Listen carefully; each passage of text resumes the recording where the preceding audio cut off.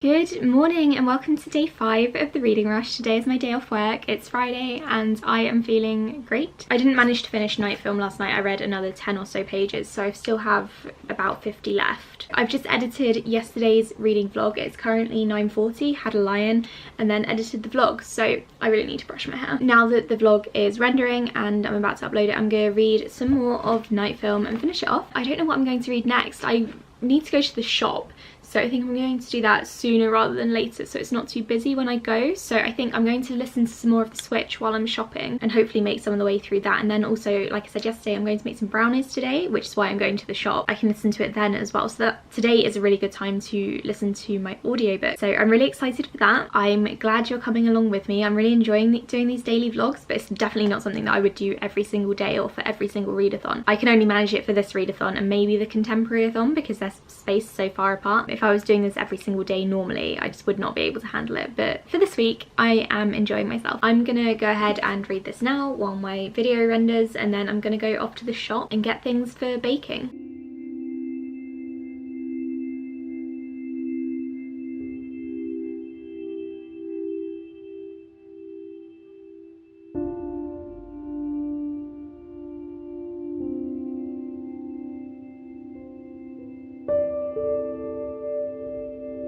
I just got back from the shop. I did all of my food shopping to get baking stuff.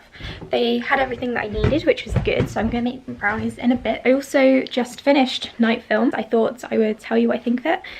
I need to turn away from this window, it's very bright. Night Film isn't exactly what I was expecting. I was expecting more of a thriller mystery. The genre kind of got mixed up for a bit in there, and that's not necessarily a bad thing because it was very intriguing. It wasn't as dark as I was expecting it to be. The story, or parts of the story, were supposed to be quite dark. I don't really think the writing was, if that makes sense. I don't really think that the writing style matched the darker elements of the story. Am I making any sense? So while this was a really good book, I don't really think the author's writing style really fit it that well, and it was a really good idea and I loved the mixed media format, but I think there should have been more of the mixed media in there. Towards the end there were very few pages that were mixed media. I think that was the most gripping part of the book for me, was turning pages and then getting to like a web page or a slideshow or something. Here in the middle you have all of these pages with just nothing.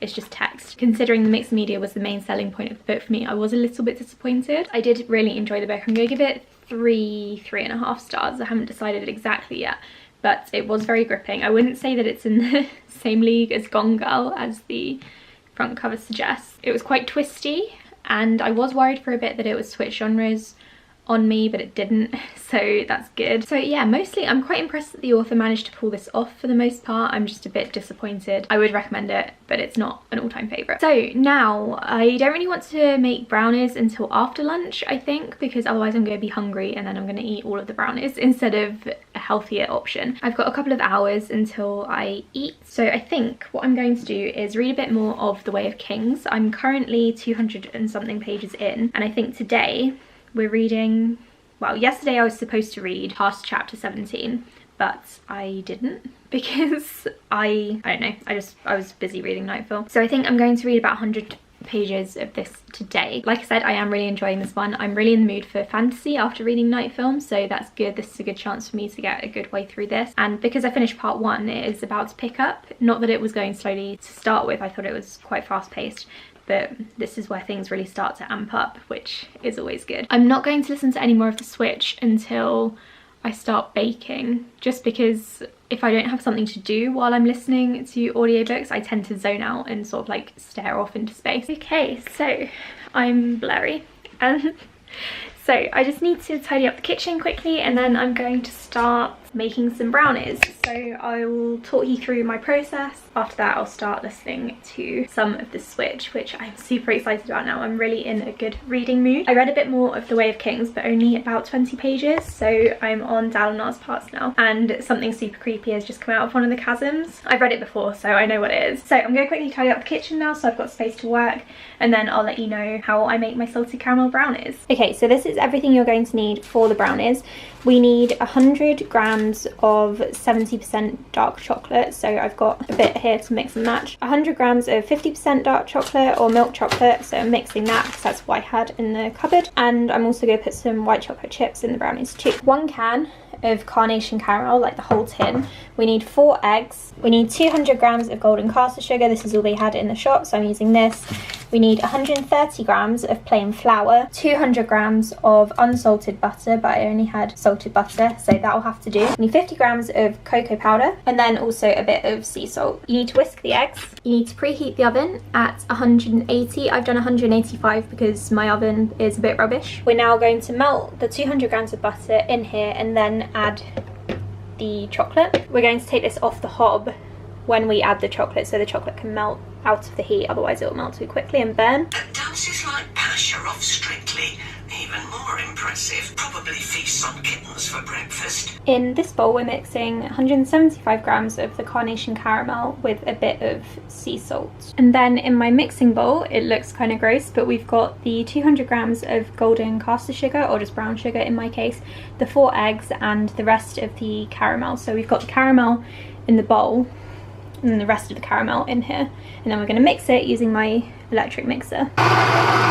We're slowly going to mix in the chocolate and butter, and then over this bowl we're going to sift in 130 grams of the plain flour, 50 grams of the cocoa powder, and then a tiny bit more salt. And then once that's done, we're going to sift it again into there. Now that we've got our brownie batter, I'm going to add a little bit of the white chocolate chips, not too many, probably about 50 grams, and then mix it again, but only very briefly. I'm going to pour half the mixture into this very messily put together baking tray. Okay, so I've tried to flatten it out, but we're not going for aesthetics here, we just want it to taste good. So that's half of the brownie batter, the rest is still in there, and we're going to add half of this bowl of caramel on top of this and then level that out. So that's how that layer looks. It's not the cleanest, but this is going to be inside the brownie, so it doesn't matter what it looks like. It just needs to be fairly even so that no one gets a huge clump of caramel, unless that's what you want. Now we're going to add the rest of the brownie mixture on top of this as carefully as possible, because we don't want that to mix with this. We just need to lay it on top. So this is how it looks now. It's almost ready to go into the oven. Obviously it doesn't have to be aesthetically perfect. I think this looks quite good as it is. You also have to make sure that it gets right into the sides, otherwise it'll kind of balloon. And then this is how it looks with the caramel drizzled on top. This is probably about a third of the caramel left over rather than half of it, but you can do whatever you want, and it won't look like this when it comes out of the oven anyway. All of this will darken and sink into some of the brownie mix. So now I'm going to put it in the oven for a bit. I'm going to put it in for 30 minutes to start with, but I would say that's an absolute minimum because this is quite a thick recipe and it uses a lot of brownie, so it's probably not going to cook all the way through. So I'm going to put it in for 30 minutes on 180, 185, and then we'll see how we do after that. Normally I have to put it in for about 50 minutes in total and keep checking on it, but it totally depends on your oven and the consistency of your mixture. Okay, and this is what it's going to look like coming out of the oven. I've burnt it a little bit there because I was trying to get this middle bit to harden up a bit, but it's fine. I'm actually starving, so I'm going to have some lunch and then continue to listen to the Switch before I tuck into this. Yeah, that's my brownie. I'm going to leave it to cool a bit more and for Quill to get back so we can, you know, devour this together. I forgot to end the vlog last night, which means that this vlog is going to be a little bit later than my other vlogs have been. It's already Saturday now and I had a really nice evening last night. I didn't really do much. I ate too many brownies and I read some more of The Way of Kings, but I don't really have anything else to report. I'm going to Bletchley Park tomorrow and for a walk around nature reserve, or Saturday rather, so I've already been to all of those things, but you'll see those in my vlog tomorrow. Thanks for watching and I'll speak to you then.